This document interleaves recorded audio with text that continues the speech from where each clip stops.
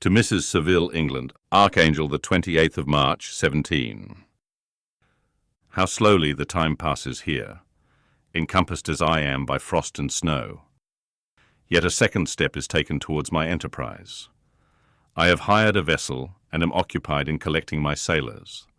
Those whom I have already engaged appear to be men on whom I can depend, and are certainly possessed of dauntless courage. But I have one want, which I have never yet been able to satisfy, and the absence of the object of which I now feel as a most severe evil. I have no friend, Margaret. When I am glowing with the enthusiasm of success, there will be none to participate my joy. If I am assailed by disappointment, no one will endeavour to sustain me in dejection. I shall commit my thoughts to paper, it is true, but that is a poor medium for the communication of feeling. I desire the company of a man who could sympathize with me, whose eyes would reply to mine. You may deem me romantic, my dear sister, but I bitterly feel the want of a friend. I have no one near me, gentle yet courageous, possessed of a cultivated as well as of a capacious mind, whose tastes are like my own, to approve or amend my plans. How would such a friend repair the faults of your poor brother? I am too ardent in execution, and too impatient of difficulties. But it is a still greater evil to me that I am self-educated.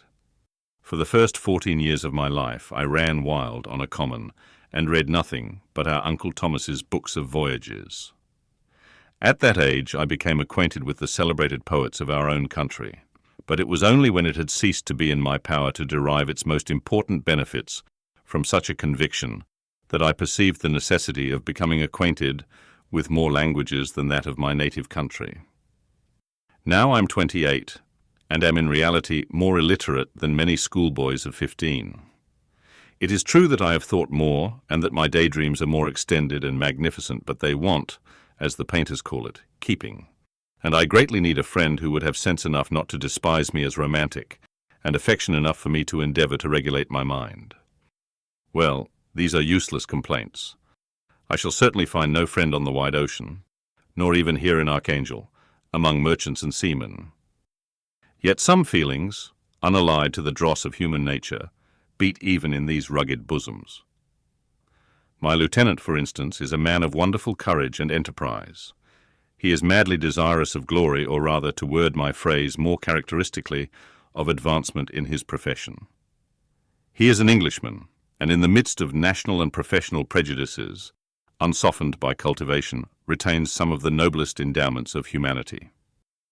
I first became acquainted with him on board a whale vessel. Finding that he was unemployed in this city, I easily engaged him to assist in my enterprise. The master is a person of an excellent disposition, and is remarkable in the ship for his gentleness and the mildness of his discipline. This circumstance, added to his well-known integrity and dauntless courage, made me very desirous to engage him. A youth passed in solitude, my best years spent under your gentle and feminine fosterage, has so refined the groundwork of my character that I cannot overcome an intense distaste to the usual brutality exercised on board ship.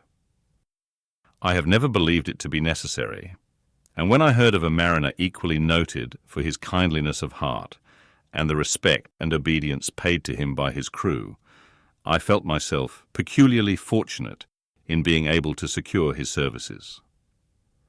I heard of him first in rather a romantic manner from a lady who owes to him the happiness of her life. This, briefly, is his story. Some years ago he loved a young Russian lady of moderate fortune, and having amassed a considerable sum in prize money, the father of the girl consented to the match. He saw his mistress once before the destined ceremony, but she was bathed in tears, and throwing herself at his feet, entreated him to spare her, confessing at the same time that she loved another, but that he was poor, and that her father would never consent to the union. My generous friend reassured the suppliant, and on being informed of the name of her lover, instantly abandoned his pursuit. He had already bought a farm with his money, on which he had designed to pass the remainder of his life, but he bestowed the whole on his rival, together with the remains of his prize money to purchase stock, and then himself solicited the young woman's father to consent to her marriage with her lover. But the old man decidedly refused, thinking himself bound in honour to my friend, who, when he found the father inexorable, quitted his country, nor returned until he heard that his former mistress was married according to her inclinations. "What a noble fellow!" you will exclaim. He is so, but then he is wholly uneducated. He is as silent as a Turk, and a kind of ignorant carelessness attends him, which, while it renders his conduct the more astonishing, detracts from the interest and sympathy which otherwise he would command. Yet do not suppose, because I complain a little, or because I can conceive a consolation for my toils, which I may never know, that I am wavering in my resolutions.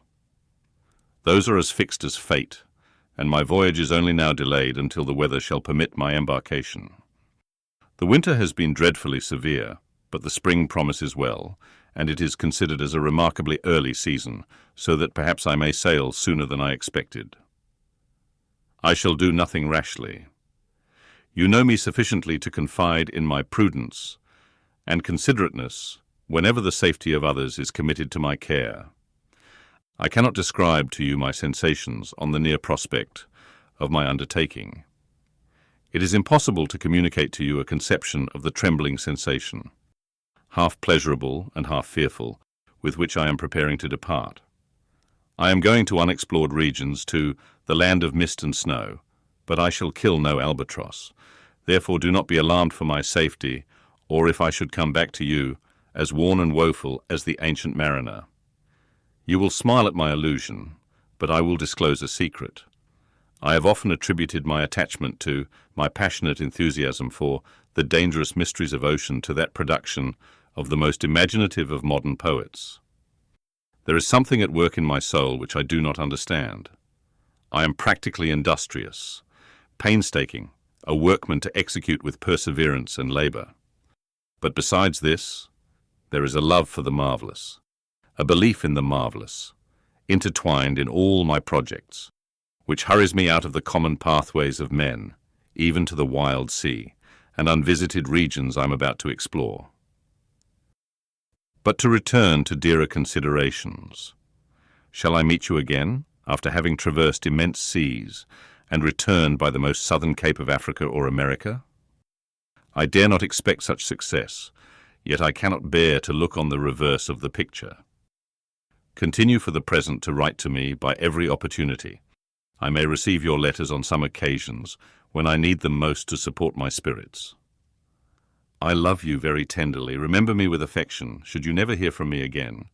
Your affectionate brother, Robert Walton.